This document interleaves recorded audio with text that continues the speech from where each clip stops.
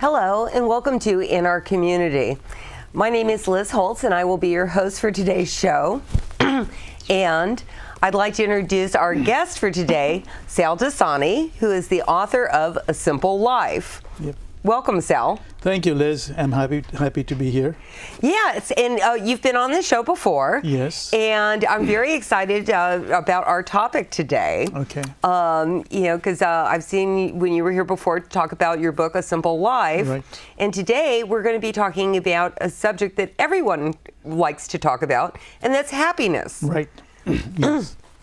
So, Sal, let's start out by asking, so what is happiness? Well, happiness is, we all know what happiness is, but when we search for it and strive for it, we find often that the things that make us unhappy come up more. We point out to the areas in our life that make us unhappy rather than focusing on what makes us happy. So I would say that first of all, if you do what you love to do, then you will be happy. A lot of times people take on jobs that make them a lot of money, but doesn't make them happy.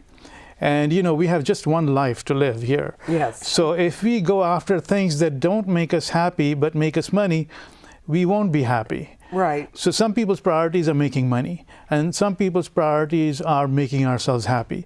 So you have to choose your priority. What is your priority? And sometimes, of course, you have to balance the two.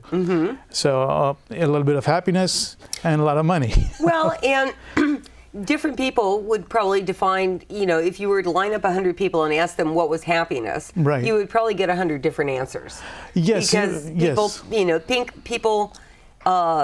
think of happiness in different ways. As you mentioned, some people think, oh, when I get the Yes. house, when I get the car, when I Right. get something else, Right. then I'll be happy. Right. Or if I make enough money, then I'll be happy. Right. And they strive towards that, Right. rather than looking at what brings them, for me, I would say happiness is more about having joy in your life. Perfect. Yes, exactly. I agree with you 100%. When we go after things like a beautiful car, let's say a Rolls Royce or Mercedes or whatever, it will make us happy, but only for a short while, because the glamour that we place on an object that we want to achieve, it dissipates after you have it. So the happiness doesn't last too long. Well, I think a lot of that is, we live in a very consumer-oriented society now. Right. A very disposable society. Right. And a society that is always after that quick fix. Right. We Yes. want it now. Yes. We don't want to have to wait. We don't have to work for it. Right. And the idea that you would have to actually work for happiness Right. is kind of an odd It's very idea. odd. It's very odd. Okay, so what types of things make people happy? Okay, let me go back first to your first question. What is happiness? And you said everyone will give you a different response. Yes, people will give you a different response verbally. But if you ask someone, what is happiness, or are you happy, they can feel inside if they're happy or not. And the way they talk to you will tell you if they're happy or not. If they're smiling, or they're happy, if they're joyous, if they're interacting with you in a manner that makes you also happy, then you know they're happy. But they're worried and say, yeah, I make a lot of money, I'm happy. No, of course, they're not happy. So the feeling of happiness is what I'm talking about, not the idea of happiness. So, and then coming back to what you said later about this life being a fast-paced life, and people get trapped in it, and they try to do something which other people think they should do to make themselves look good, that will never make you happy. Happiness comes from inside out. It doesn't come from outside in, and you do have to work for it, unfortunately. And how do you work for it? The way you work for it is somewhat along the lines of making your lives simpler. You look at the issues in your life, and you have to really look at them honestly and let them go. Because issues, you make your own issues. You see, if you look at something and say, this is a tragedy, you will be unhappy. If you look at something and say, it's fine, I can work with it, you'll be much more likely to be happy. Well, so what you're saying is that in a lot of ways, happiness is a state of mind. Exactly. A state of being, if you will. Yes. And stuff. It's choosing to be more optimistic than Yes. pessimistic. Exactly. In your life.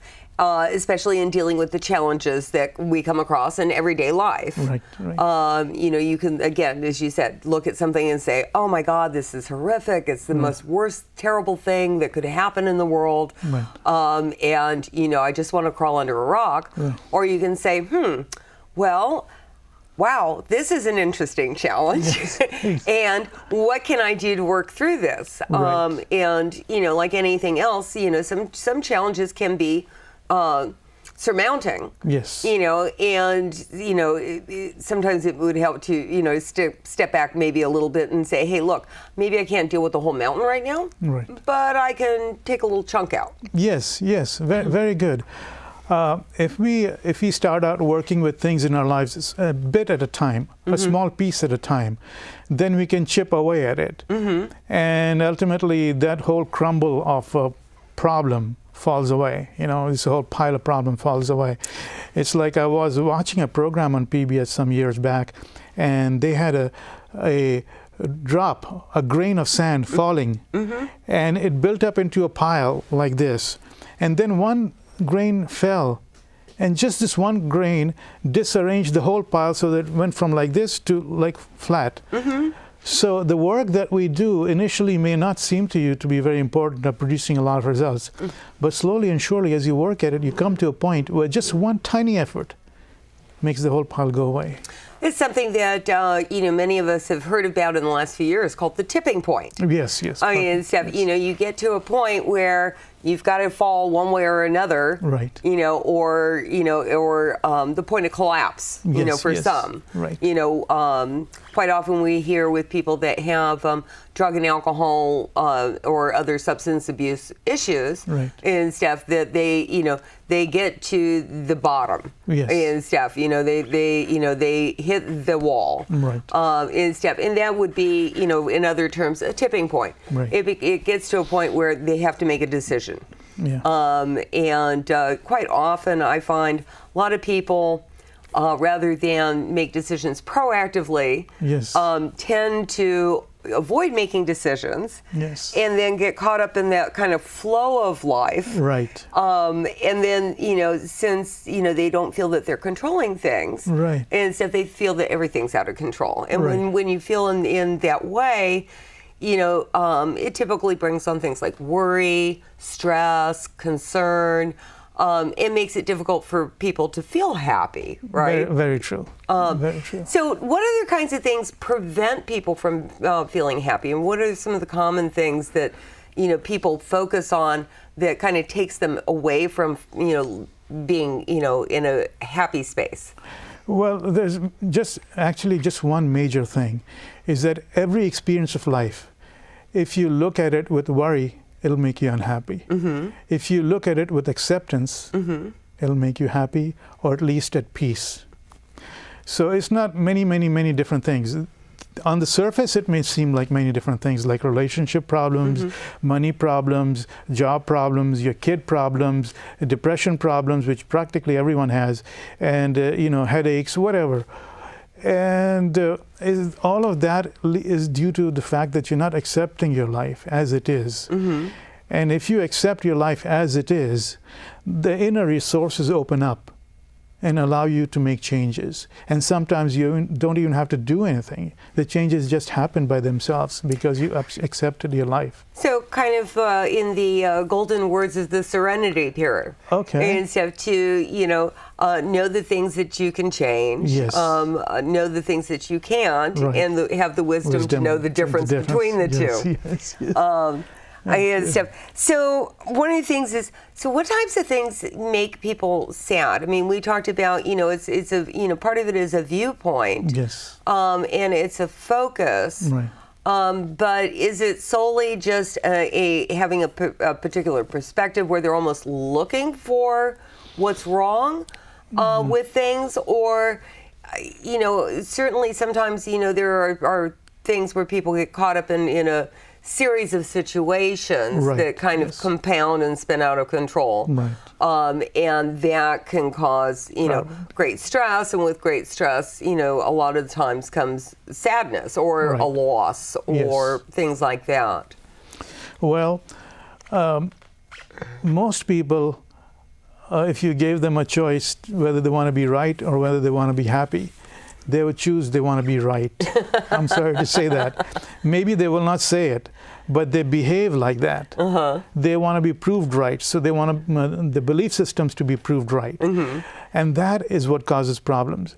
Because if you look at life, life leads you a certain way, and if you go along with it, you'll be fine. But people say, no, this is not right. That person did it wrong, or my boss treated me wrong. My kids are not paying attention to me. I'm not getting the proper amount of money. You have a certain belief system, and you want the world to revolve around your belief system. And that leads to unhappiness, because you definitely cannot control life. You cannot control the world. Right. Well, because you can't control other people. Exactly. Other people have, we're all individual. Right. We all have our own viewpoints. Right. We all have our own backgrounds, filters, that have, from our experiences, how we were brought up, our cultures, our experiences in life. And we think that, oh yes, this is how everyone else experiences the world. Right. And everyone else has a completely different viewpoint. Much like when you're driving on the freeway. Right. I think that's a classic example. Somebody cuts you off. Right. So you have a choice in that moment and stuff. And one of the best things I ever heard that really helped me change my entire viewpoint about it was, somebody cuts you off and you can curse at them and stuff, but you don't know what's going on with them. Right. For all you know, they just got a phone call and their spouse has been in an accident and is in the hospital and they're needing to get, to their side. Right. Or, someone is sick and they need to get, somewhere. So you don't really know what's going on with that other person. You make up these stories based on your experiences and apply them to them rather than just saying, I guess maybe they have something that's important, and geez, it's going to take a whole 5 seconds off my life. Let's just let them go. Right. And like you said, to be a little more accepting, of others and understanding. Yes. And gracious. And gracious. I think gracious is an important word. Right. But another example might be, kind of being like the cork in the ocean, right? Just kind of bobbing along with it, kind of accepting and going with the flow. Not meaning that you accept everything that goes on, because certainly you should have boundaries and stand up for your boundaries and your beliefs. But rather than being the hard wall, that the sea has to constantly batter against. Right. You have to be flexible. And for those who are watching at home, I would just ask you to think about something that perhaps you don't like, something that makes you, someone who makes you angry. Now, if you hold that anger in your mind, you will notice that you are unhappy. You're not making the other person unhappy by your anger. If you hold anger, resentment, hate, fear, you're making yourself unhappy. So you have a choice. What kind of emotion do you want in your life? A lot of people get caught up with righteous revenge or righteous anger or righteous pride. I'm better than them. So if you hold any of these emotions in your mind, you will notice the feeling in your life, in your body. You will notice the feeling in your body is not good. It has a negative effect on your body, on your acupuncture system. So when you feel negative events, negative feelings, because you think you're right, you're harming yourself. If you knew that you had a choice, whether you wish to harm yourself or whether you wish to let go of the negative emotion, what would you do? People would let it go, but they don't have this knowledge, many of them. But if you just go to a quiet place and feel your negative emotions in your body, you will notice how much of a difference it makes, how much unhealthy results it produces, both physically, mentally, spiritually, emotionally. So what you really have to do is make a choice to let go of all these negative emotions and work towards the higher emotions. The higher emotions being love, kindness, charity, helpfulness, service, inspiration, reason, all those kind of things. Well, and like you said, that tenseness in your body, holding those things in. Years ago, I was talking to somebody about, how some people carry such resentments. I mean, it's interesting when you see someone who, like, you know, they bring up the subject like of an ex-partner, Right. and you know, oh, they did this, they did that, blah blah blah. Oh, when did this happen? 20 years ago. For 20 years, you've been focusing on this. Right. You know, it's like, wow. And you know, when we get ourselves into those high stress positions, it's been Yes. medically proven now, Right. and stuff that affects our bodies, and that causes disease, which is physical. also dis-ease, exactly. because you're not at ease within yourself. Right, right. You know, so I think it is very important for people to kind of learn to do that. So while we're on the topic of, you know, resentments and things like that, you know, some people have, you know, other. Well, how does happiness, like, for example, with mental health? Yes. So, you know, people think that people have depression Right. and stuff. It's because they're not happy. No, it's because they're angry at themselves for not doing what they want to do. They feel bound. Mm-hmm. They feel like they want to do something, but they feel there are too many barriers for them to accomplish what they want to do. And so they hem themselves in. And that anger turns inward and creates depression. Mm-hmm. So if you don't want to experience depression, what you can do is accept your life, first of all, as a first step, as it is, and then make small steps like we had talked about earlier. Mm-hmm. Take small steps towards your goal. That way, what happens is your mind and your heart begins to respect you. Mm-hmm. You begin to respect yourself. And so your self-esteem moves up, and you say, okay, I do have the power to change my life. And with that, your unconscious mind comes along and helps you to achieve what you want to achieve. So basically, then you move in the direction of the opposite of depression, you know, happiness, joy, and inspiration, and all those things. Yeah, and as someone who's actually, I suffer from periodic depression, Right. and most of mine has been triggered by situational circumstances. Right.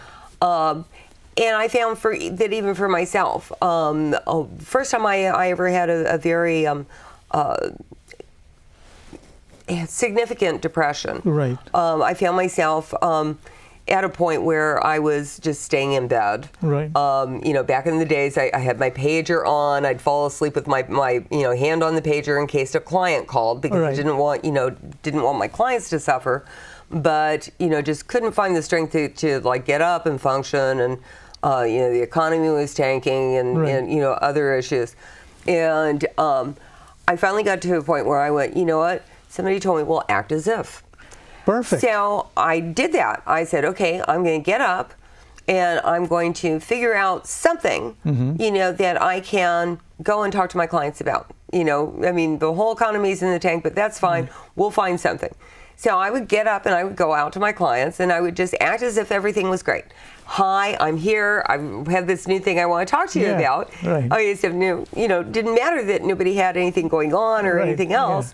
You know, but it got me back out. It got you And back. once, you know, and then you start feeling a little better, and then that feeds on itself, Right. and it becomes almost like the snowball, right? Exactly, You start exactly. gathering steam, the Yes, snowball gets bigger, yes, you feel better, You feel and you work your way back out of it. Exactly.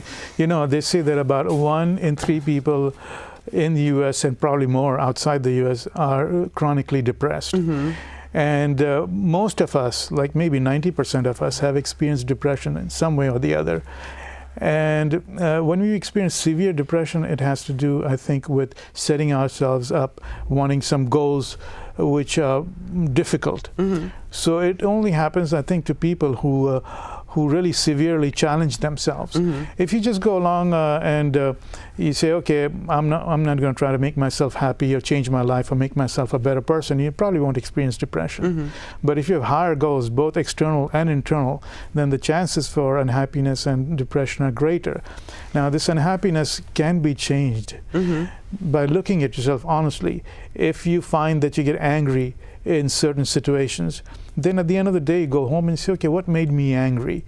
Well, this person did something, and you know, he was very rude to me in front of a lot of people, and I felt ashamed and I felt angry.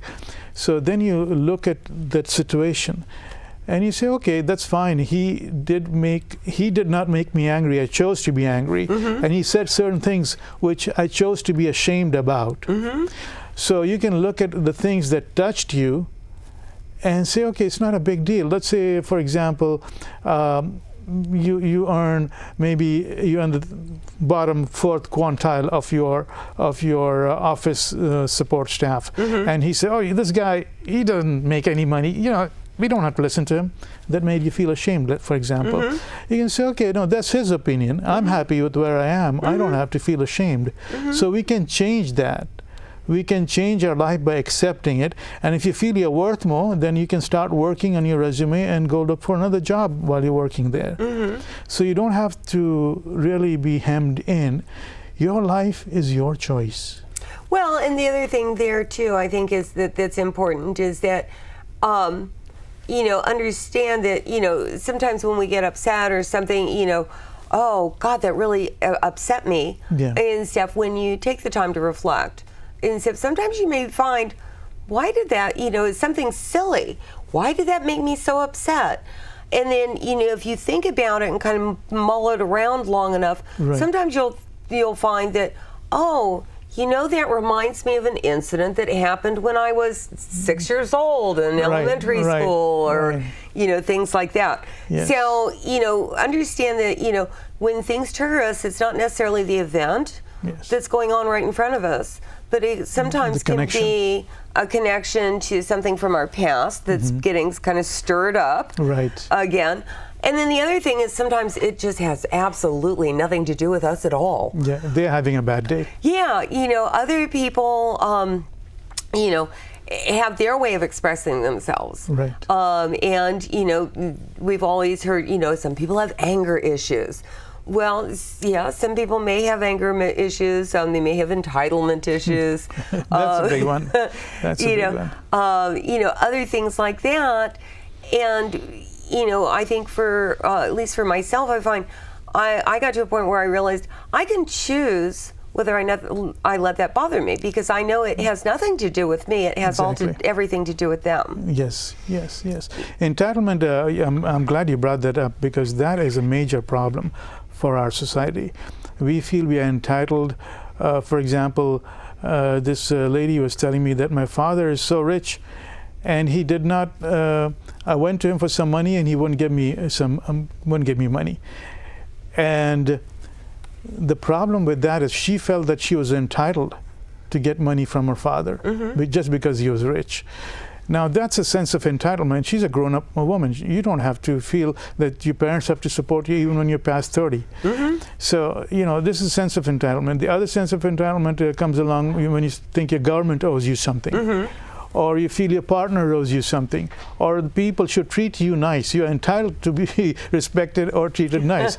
This sense of entitlement is so deep in people that we constantly get blindsided by it, because people don't treat us the way we expect them to.